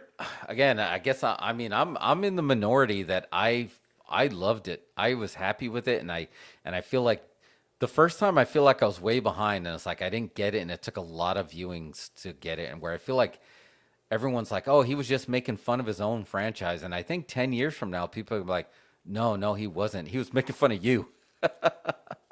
He was turning the audience heel. Yeah, he definitely turned the audience heel. So I think that's what they were getting to. And it is going to get to this, right? When we've talked about this, when we put on our haptic suits and we pull down our goggles, are we going to have to perform adventures in a metaverse where we're going to be like, hey, do you want to go see this movie? Yeah. Well, it's free. All you have to do is solve this puzzle. And now you're playing a game to get to a cutscene. But you're doing it in real life because solve this puzzle and you can watch this movie for free. We see video games on your phone do that all the time, right? Do you want to watch an ad? It'll give you more players. It'll give you another round. It'll give you some kind of bonus points. So are we already getting that way? There is some movie that's playing in Alamo right now, and I kind of want to see it. Props to Alamo bringing back the season pass. Yes. It's something, it was a Sundance movie, and it sounds really interesting. I can't think of the title. I have to look it up. But it's all about, in the future, they can put advertisements in your dreams. Oh, I want to go see this right now. All right, let me look it up. Hold on. Look that up. That sounds awesome. I told you, and we talked about this. I gave Vanilla Sky another pass, and I remember not really thinking much of it because, like you, I like the original better. But I rewatched it, and then I was like, oh, you know what was really distracting about this movie was the 90s clothes and the weird Cameron Crowe music, like this was Jerry Maguire. But the essence of the story, I feel like as time goes on, is bleeding through. And if you blow past all that stuff, I was like, wow, this is way better than I remembered. No, it's good. It's way better than I remember. And again, it can't touch the original, but the original felt like, I called it Eyes Wide Shut, but it's Open Your Eyes, which I think that's why they called it Vanilla Sky, because everyone didn't want Open Your Eyes to feel like this is a sequel to Eyes Wide Shut, because Tom Cruise was in both. And it's like, no. Oh, they had to get rid of the eye connotation. That makes a lot of sense. Yeah, so I think that's why they called it the Vanilla Sky. But so the movie's called Strawberry Mansion. Oh. And it says, in 2035, our dreams are no longer our own. They're infused with product placements, and auditors assess unpaid taxes on our most private reveries. Beleaguered taxman James Peeble arrives at a rundown hill countryside for a routine audit and encounters Bella. Blah, blah, blah. Anyway, it goes into the rest of it, but that's sort of the premise. What is it called? Strawberry Mansion. Shall I perfect. pull up the trailer? Yeah, okay, we should do it. Let's roll the dice. This is, and I like the Beatles feel to it, right? Strawberries Fields Forever. Strawberry Mansion's trailer, minute 50. JJ, and let us know if we've been zapped, if we get duped. Give me just a second. Yeah, let's pull it up. The government records dreams and taxes them. I'm trying to see who actually is in the movie. Thanks, Google. Is Strawberry Mansions a good neighborhood? So there's a neighborhood called. The cast is Kentucker Audley, Albert Bimmy, Grace Glowicki. There we go. Arrived at the home of Arabella Isadora on September 22nd, 2035. Turn the volume down a little bit. So It appears we have no tax records for you or your property. looks very Sundancey. It's like a Does. Sundance movie would play. New format. You know, the airsticks became mandatory 7 years ago. I guess I lost track of time. I will begin my audit immediately.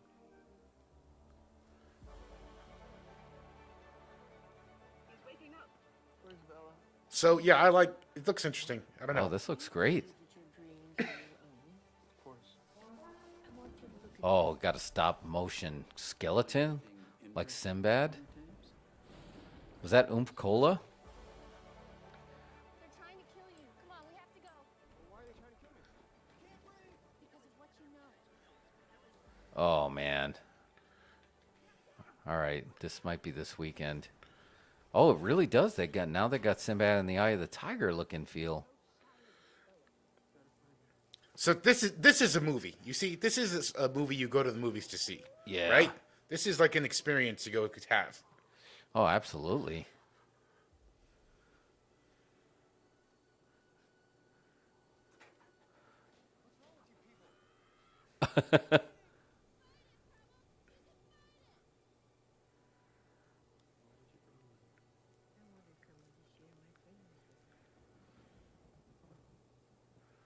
All right. Dude, that looks great. I'm glad you told me about that. I feel like there's nothing coming out this weekend. I feel like I want to get back to that cadence of going to the movies once a week. And I felt like this was going to be like an off week. And we have Cult Classic Convention, but then we got Batman next week. But I really wanted to go see something. I really like. think you I just solved it. like getting out to see the artsy fartsy stuff, especially during You the have week to. when there's not a lot of crowds or whatever. Weekends are always, everyone's out for the event movie on the weekend. But Yeah. you know, No, I feel like you have to do this. Again, you want to support it because you still want to give the option. You do have to support theaters. Well, look, I mean, you and I love theaters. We don't want them to go away. We want to actually have our own theater. That's our long-term goal. That's our stretch goal. We don't want them to go away, even if it's just one screen, one. You have to get out there and support these movies. And I'm not telling you, I'm not Martin Scorsese saying don't go see these other ones, but there's a balance, right? I'll go see any movie, pretty much any movie. They're like, okay, you can sell me on this. Like, that's something I would never pay to see, but I'm always down to give it a whirl just for the experience. yeah, it's all about the experience. And I think some of these other movies, you want to experience them in a theater. Yeah. you want to have it. You want to have that viewing. Man, but that one looked really trippy. And I know we were gonna do the trippy our trippy segment a little bit later, but I feel like that like naturally segued into a trippy segment because now seeing this movie, I hinted to you that I really had this crazy, crazy experience when I went to the sensory deprivation tank. Tell the folks what the last sensory week. deprivation tank is like. So 'cause the maybe they don't sensory have these. deprivation tank is basically you're in a private room, you shower. It sounds more exotic. You take off all your clothes. You take these wax earplugs, you plug in your, and then you go into a tank that looks like a giant clamshell, and it's basically like a shallow jacuzzi with the lid. But inside that water is about 1,000 pounds of sodium. So when you go in there, it's really impossible for you to sink. You're going to float like you're just sitting on the Dead Sea. Like you're going to float. It's warm water, so it adjusts your body temperature. Then you close the lid, and then the lights turn off. And it's so dark in there, even if your eyes are wide open, you can't see. So basically right now, you eliminated your sense of sight. You eliminated your sense of hearing. With the salt water and gravity is not pulling you anymore, and the water adjusting to your body temperature, you've surrendered your sense of feeling. So really, all you have at that point is your sense of smell, and you're in a tank, so you're not going to really smell anything. All your sensors shut down, and you're just alone with your thoughts. And so, where did your thoughts go?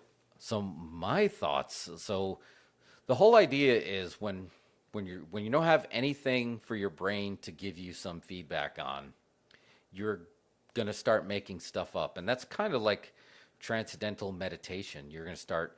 You have to kind of muscle through these thoughts, but eventually, your brain's gonna have no stimulation, and it's everything you're gonna get is gonna come from the inside.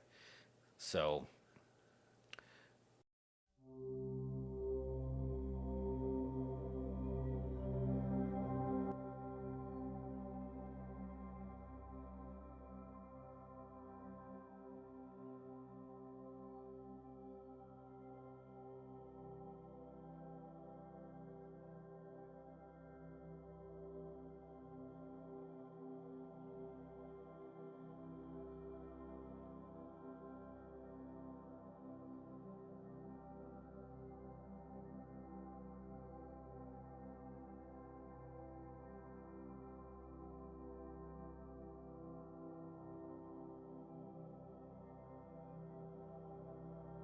Reality that you know doesn't exist anymore. It's just you versus you. And then once you purge all these thoughts that are coming to you, you're going to start getting thoughts from another place. And that other place could be not your subconscious, because eventually even your subconscious, you're going to start tapping into your super consciousness. From your super consciousness now, this is when you're talking in a dimension that is, like he said in the Twilight Zone, not of sight, of sound, but of mind. You're in a dimension of mind, and you are in the mind, the collective consciousness, the creative consciousness, the God consciousness, whatever you want to call it. And for me, I had something talking through me that took over my hands. And then when I put my hands on my chest, they just said, I can't believe I'm physical again.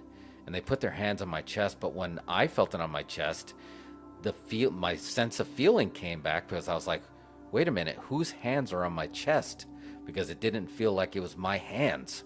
Something took over my hands, but it was on my chest. And then it said, oh, don't worry, I'm hiding in your brain. So you were helping me experience physical reality. But since I was in there, we got to communicate. And as soon as you leave, we're not going to really be able to communicate anymore. And it just like really blew my mind. And then I was like, how is this possible? And then the voice said, hey, don't worry about it. Everything that can happen is going to happen anyway. So why are you going to worry about it? And then I was just like, okay. They're like, and I was like, well, what can you tell me? They're like, think The Matrix meets Rick and Morty. And I was just like, wait, what?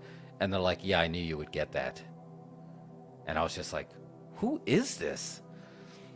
And then 60 minutes passed, the filter turns on, and the light slowly came up, and it brought me back to this reality.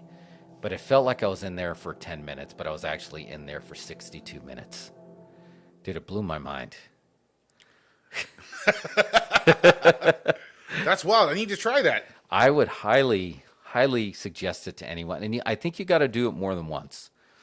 You really got to do it more than once to get the full benefits of it, because you basically have to muscle through if you have any kind of claustrophobia. I mean, it's not, people were claustrophobic.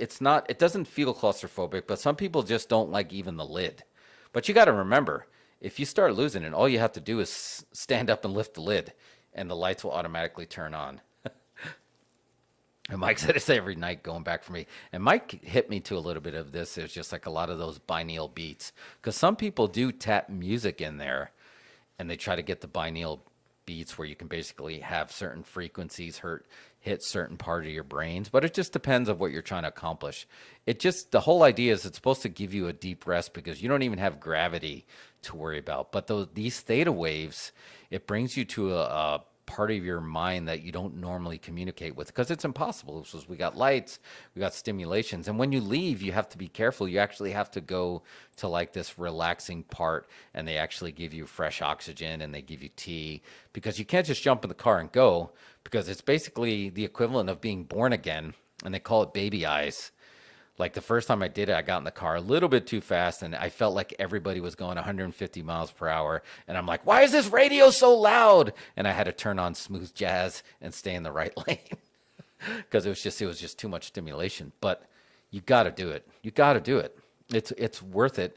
If anything, here's the worst case scenario for you. It's just going to be an hour nap. Yeah, no, I'm not worried about any kind of a scenario. I'd like to just try it. Yeah, and it's cool. And people are like, oh, what are we going to do? It's just like, yeah, take your clothes off. There's a filter there. It's just like, you go in a public pool, you go in a hot tub, and it's like, it's 1,000 pounds of sand. Nothing can really, what's really going to live in there anyway, right? But it's like I told you, you got to be careful when you're looking for something, because the act of looking is going to give you something to see.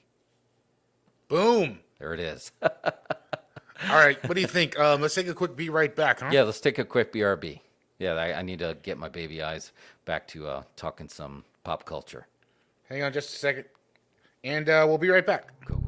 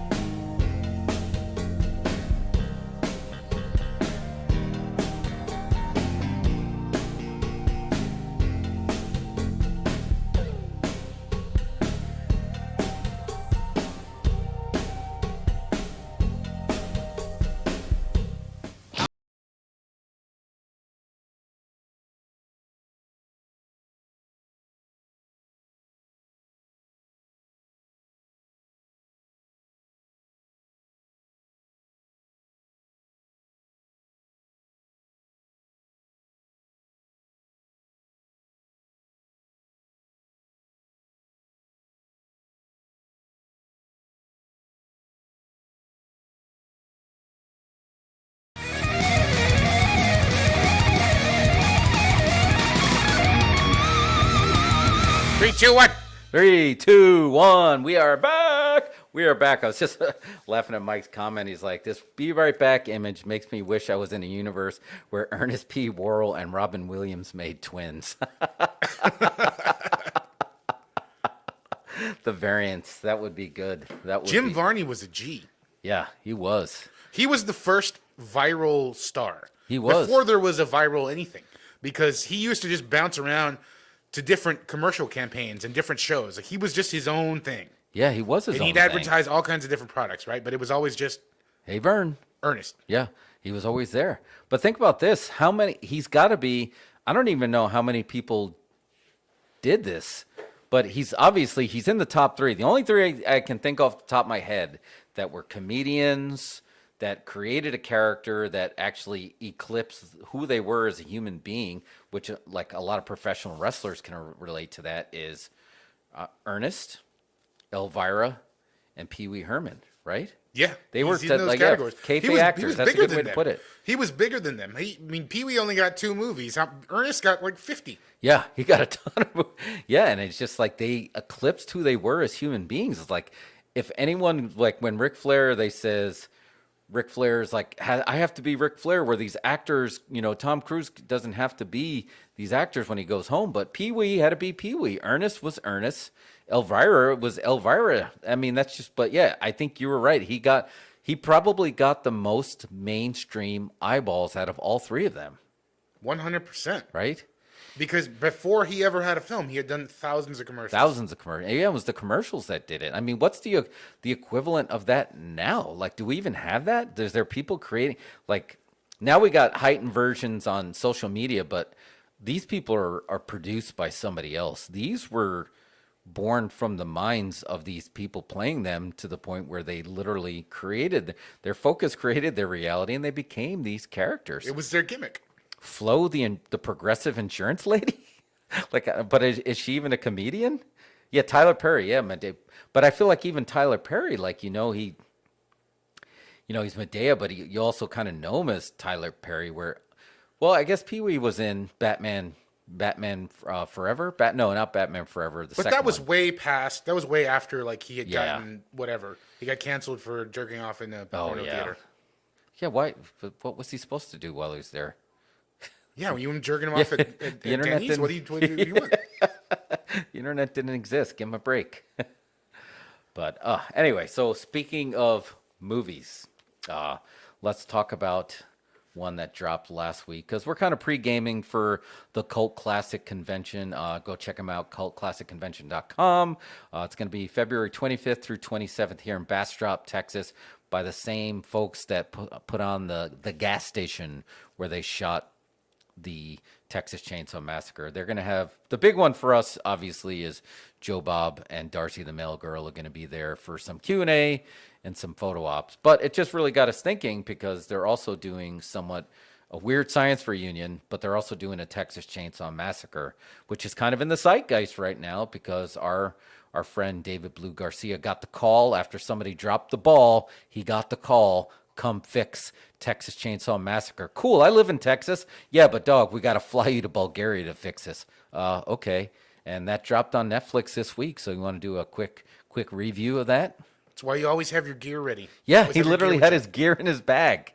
But what were your first thoughts on that? you. First thoughts of this movie. Looks fantastic. Yeah. It looks amazing. Cinematography is great, and like, you've worked with the dude. You always knew he just has a great eye, just a spectacular eye. I think where this movie fell short for me was in the script area. Yeah. I felt the entire premise felt off to me. I don't know. From the beginning, it felt these kids were too heelish. Yeah. Yeah, I think you're right, because a lot for at least 50% of the population, the woke crowd are the heels. Right? Absolutely. And I think if in like a Freddy movie, you can have sort of a babyface killer, but I don't think Leatherface is a babyface killer. No. Right? And I think they leaned a little into that. I don't think that necessarily worked. but I think this is probably one of the better adaptations, or I guess sequels, whatever. I guess this is a direct sequel. Sequel boots? Is that what they were called? Is this would this Well, I fall just under mean of sequel this, boots? as far as of this franchise, it's one of the better ones, I think. Yeah. So this was the. Oh yeah, we might need a spoiler warning on this. Let's throw a spoiler warning on this. Man, I need to put the button somewhere I can find it real quick. Sorry. Spoiler warning. All right. Yeah, there is our spoiler warning. But yeah, he was he was the mama face, as Mike put it. He was I'm with you that it's visually stunning. I mean, just even the picture that we threw up there, his face popping up in the sunflower fields, the bus massacre scene with the blood smearing against window, like DBG really let his DP flag fly. I mean, it was visually looked really good, but there was nothing he can do about the script. And the script was already going to be in tough because they're like, oh, it worked for Halloween, so let's forget every other sequel. This takes place 50 years after the original one. But they didn't really dig too deep into that, and I don't know if that's something that was already too far gone by the time he got there. And it was alluded to, right? He was in it was an orphanage, and you saw the picture of him, and his face was scratched out. And I guess it was alluded to that the head orphanage of his mom, or his mom, surrogate mom, is what kept him from killing those people. But that didn't really. She wasn't in the original, so that I had to do a little bit more mental gymnastics than I would have preferred. It was weird booking. I mean, I think that it felt like it was trying to be sort of like a modernized woke version of real life events. They had the school shooting survivor, which I think is an interesting angle, but you can't do that and revenge of the original, final girl kind of thing. Yeah. You got to kind of lean into that, because if you're doing a school shooting angle, that's big. Yeah. So you've got to give it its proper time and develop it out or whatever, Yeah. Yeah, I can see that. Yep. So, yeah, I just think I don't know what was going on. Here's what I think is awesome, is an awesome success, is that this movie obviously was probably, I don't know, it was having some issues. They fired the directors. There's some issues going on, right? Right, exactly. And so, they brought in DBG, and it's funny because you've worked with him and he's genius. Yeah. It's just like they brought him in because he's a hitter, Yeah. and they brought him in to say, hey, this has gone off the rails. Can you get it back on the rails and make it look awesome? I wonder what the issue was with the original directors. I wonder if maybe they didn't like the footage they were getting back, or what was going on. Because I mean, that makes sense to me, because if you're bringing somebody that's very visually gifted, to sort of take it off. Yeah.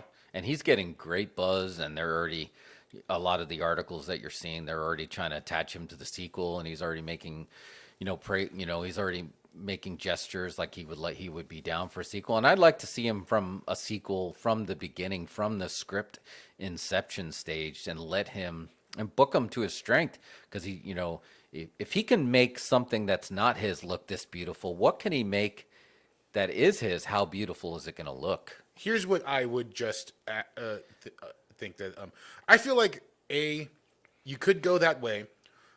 Or you could do something with Chainsaw Massacre and make it more in the vein of the original and try to do it documentary style and make it look kind of more gritty. Yeah. Than this direction. But I think if he were to attach it to any other horror franchise, I mean, I think he's got like an open ticket here. You know what I mean? Yeah. Like it's like he made Chainsaw Massacre. It's never been this visually appealing. No, not at all. You never saw a chainsaw go through somebody so beautifully. It's weird to call it, and Mike said it, you said, we all said it. It's just like, it's weird to call it beautiful, the Texas Chainsaw Massacre, but that's really what it is. Absolutely. Yes. Yeah. The Purge, give him the Purge. That would be dope. Oh, that would be good. Yeah, that would be fun. But yeah, I mean, I really do. It was very gory, and I wonder if there was two things that I wasn't sure about, was the script and the gore. But if you were there for the gore, you got plenty of gore. I mean, dude, it's just like you had the Darth Vader hallway scene in Rogue One. You had the Darth Maul hallway scene in Rebels.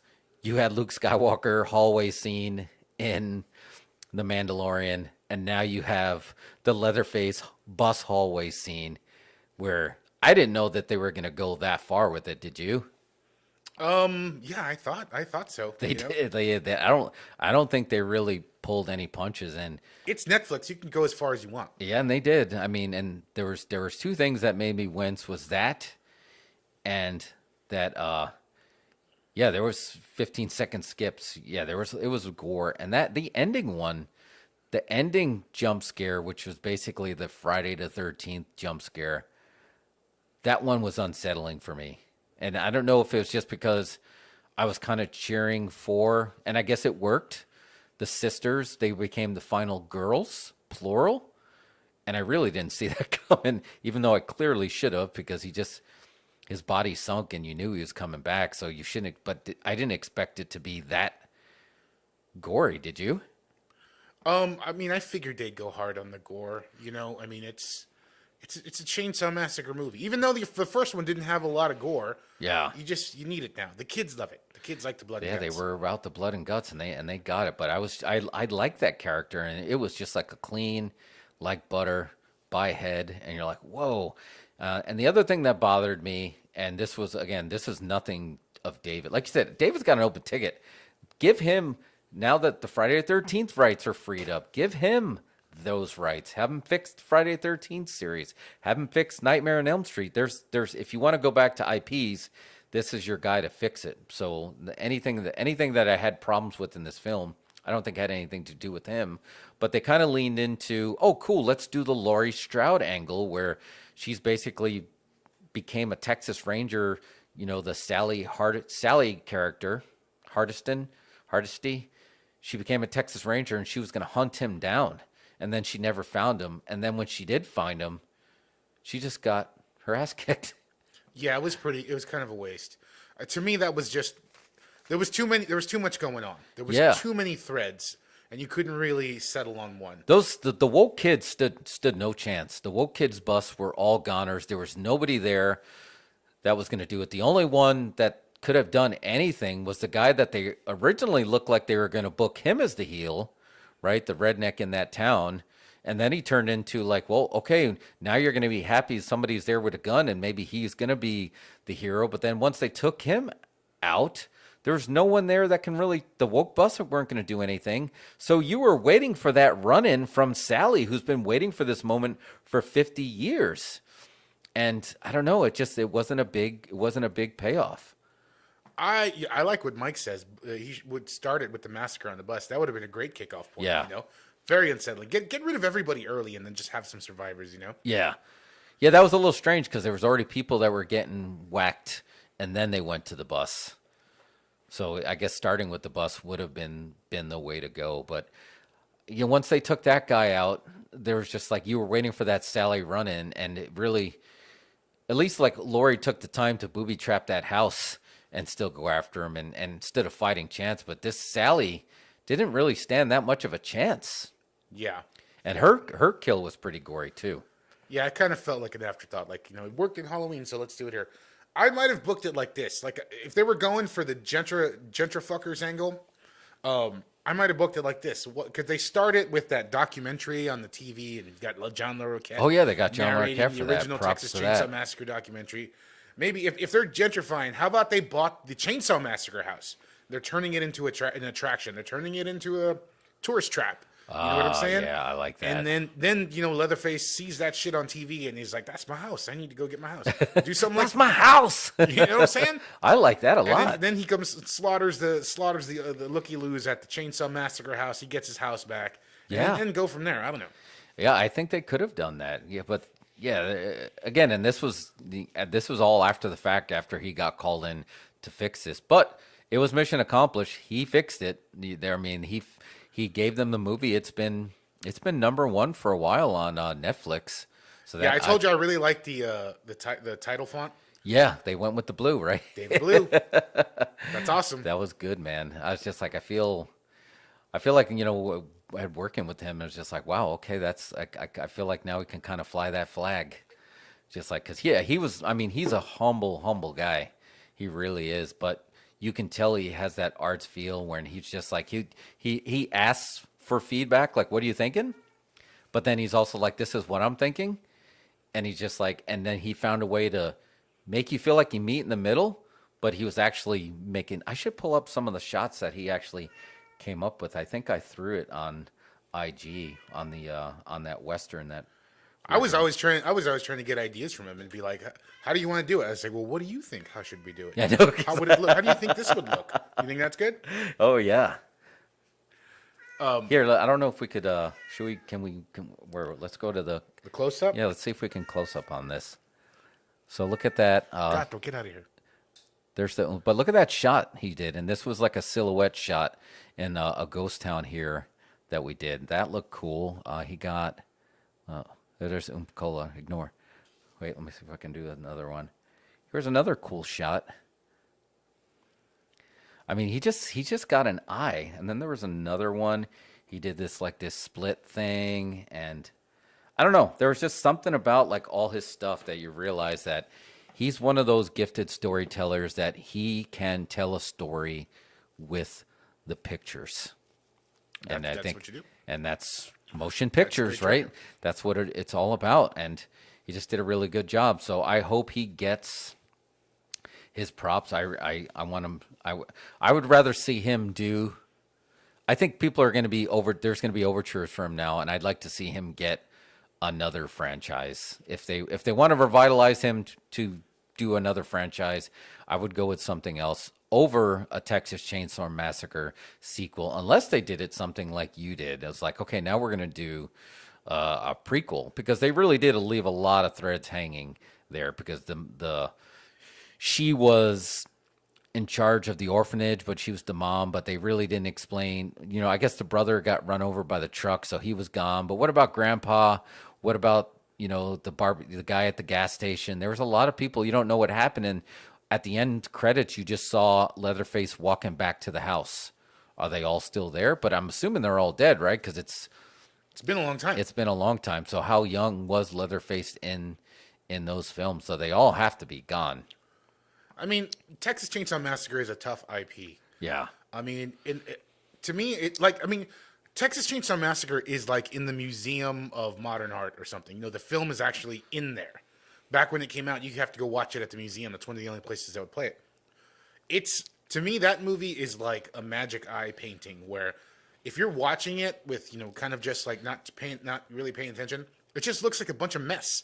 And it's annoying, and the kid in the wheelchair is annoying. You hate, everybody. It just seems so chaotic. Yeah. But then it's just sort of slowly transforms into something super shocking that looks beautiful. They've got these really beautiful shots in it. The way stuff is framed, really economically. It's good. It's good. Yeah, and I remember, I think it was in the podcast we dropped when we were visiting.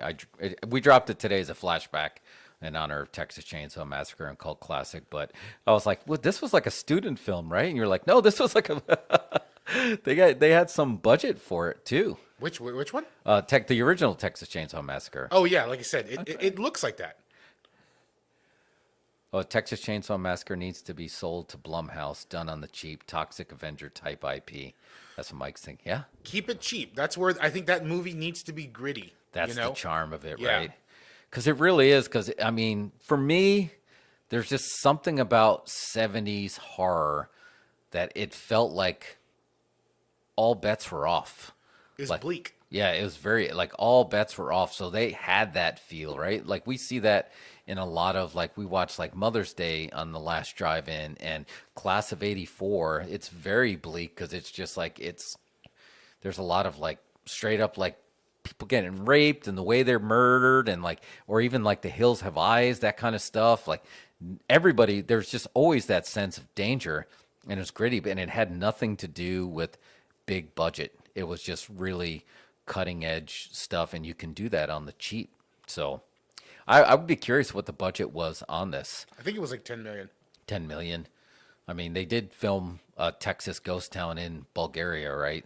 So they must have got some big tax breaks. I thought. Yeah, I guess. I mean, I'm Straw sure dogs. it's a lot cheaper to get crew and sets and everything in space in Bulgaria. Yeah. I don't know. And again, like you said, the whole ghost town made it feel like there was a lot of missed opportunities. on there. It's just like you could have did it as like, okay, maybe they knocked down his original house, and that's what like, no, dog, you're not gonna take my house out. It's just like, you just moved the headstones. Why? Why? At the end of the movie, Leatherface brings his family and they take over the town. Yeah, and that's how you anti-gentrify the town. We're taking the town back. We took the town back, so they were still. But again, it was. I don't know what emoji ratings that we would give this. We haven't given an emoji rating in a while. I got to give it a blood drop because there was a lot of gore. Definitely a blood drop. A chainsaw emoji. Is there one? Is there? Yeah, I don't know. There might be a chainsaw emoji. Intro town to interiors, but yeah, I would still, again, I would watch it just because, again, I'm really happy for DBG. He's getting the props of like everyone knew he was a talented guy, and I think now this is really going to elevate him to the next level. And I almost feel like, again, that's why I lean towards don't give him the sequel to this. Give him something else. Let's see what he can do here, because the Friday the 13th remake was actually shot here as well, and that didn't work, and that one had huge script problems, and I think it's almost freed from its development prison from all the courthouse stuff going on, right? Yeah, I think Friday the 13th is also another tough IP. Yeah. Yeah. I think it would have to do like you said and just like really revisit it on how you approach it. Yeah, I say do it 80s like Stranger Things. Oh, yeah. That could be a cool vibe. Because that's one of my my favorite parts of what we're going to go see Tuesday of Jason X.